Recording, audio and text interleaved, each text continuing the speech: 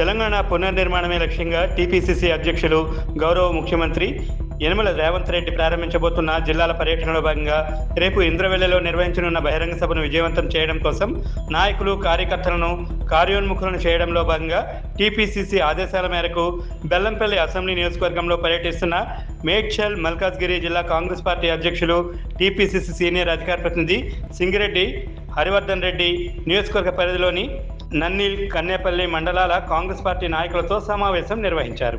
ఈ సందర్భంగా ఆయన మాట్లాడారు. సీఎం ఇంద్రవెల్లి సభను విజయవంతం చేయండి అని హరివర్ధన్ రెడ్డి పిలుపునిచ్చారు. బెల్లంపల్లి నియోజకవర్గంలోని కాశీపేట మండలానికి ఇక్కడికి విచ్చేయడం జరిగింది. రేపు ఇంద్రవెల్లిలో పార్లమెంట్ ఎన్నికల సందర్భంగా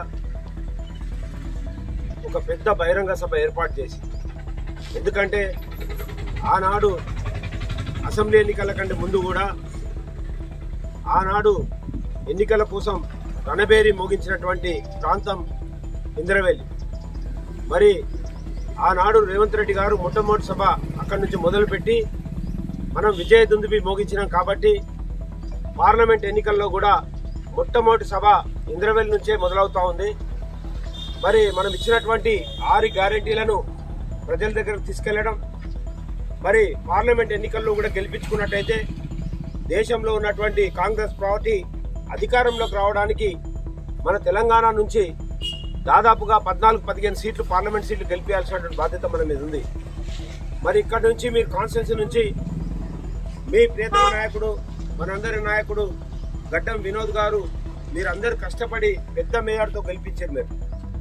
మరి ముఖ్యంగా ఇక్కడ ఉన్నటువంటి మండల పార్టీ అధ్యక్షుడు ఒక యువకుడు ప్రదీప్, అదేవిధంగా ఇక్కడ ఉన్నటువంటి సర్పంచులు, మాజీ సర్పంచులు, మాజీ జెడ్పీటీసీలు, వార్డు మెంబర్లు, అదే కాకుండా యూత్ కాంగ్రెస్ నాయకులు, ఎన్ఎస్ఏ నాయకులు, మరి అందరూ కూడా కష్టపడి కాంగ్రెస్ పార్టీని చాలా బలంగా ఇక్కడ ఈ ప్రాంతంలో పునాదులతో పాటు నిర్మించడం జరిగింది. మరి ఇదే విధంగా రేపు జరగబోయేటువంటి కార్యక్రమం దిగ్విజయం చేయాలంటే లక్షల మందిని అక్కడ తరలించాల్సిన అవసరం ఉంది. మన నియోజకవర్గం నుంచి, మరి ముఖ్యంగా కాశీపేట మండలం నుంచి పెద్ద ఎత్తున తరలించడానికి అందరూ కూడా ముందుకొచ్చారు.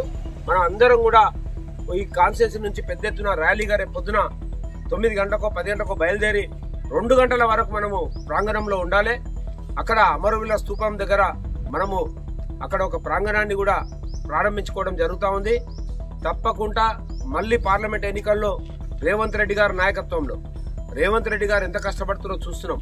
అప్పుల పాలైనటువంటి తెలంగాణను గాడిలో పెట్టడానికి 24 గంటలు కృషి చేస్తా ఉన్నాడు.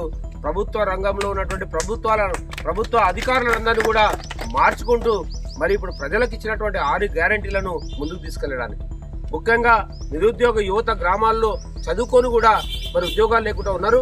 వాళ్ళ కోసం కూడా కష్టపడి ఏ విధంగా ఉద్యోగాలు ఇప్పించాలనో ప్రయత్నం చేస్తా ఉన్నారు. మొన్ననే దావోస్ వెళ్లి దాదాపుగా 40,000 కోట్ల రూపాయలను మన తెలంగాణ ప్రాంతానికి పెట్టుబడిగా తెస్తే మన ప్రాంత యువకులకు ఉద్యోగాలు దొరుకుతాయని పోయి రావడం జరిగింది. తప్పకుండా మనం అందరం కూడా కష్టపడి కాంగ్రెస్ పార్టీని పార్లమెంట్ లో గెలిపించాలి. రేపు పెద్ద ఎత్తున దిగ్విజయం చేయడానికి మనందరం కూడా ఈ ప్రాంతం నుంచి వేలాదిగా తరలి వెళ్లాలని మీ అందరినీ కూడా కోరుకుంటూ, ఇక్కడ ఉన్నటువంటి మీ మండలంలో ఉన్నటువంటి మీ సర్పంచ్లను, మాజీ సర్పంచ్లను అందరినీ చూస్తుంటే మాత్రం చాలా సంతోషంగా ఉంది. మీరందరూ చాలా ఉత్సాహంగా పనిచేస్తున్నారు. గడ్డం వినోద్ వారిని ఏ విధంగా గెలిపించారో పార్లమెంట్ లో కూడా అదే విధంగా ఏ అభ్యర్థి వచ్చినా గెలిపించాలని మీ అందరిని కూడా మనస్ఫూర్తిగా కోరుకుంటాం.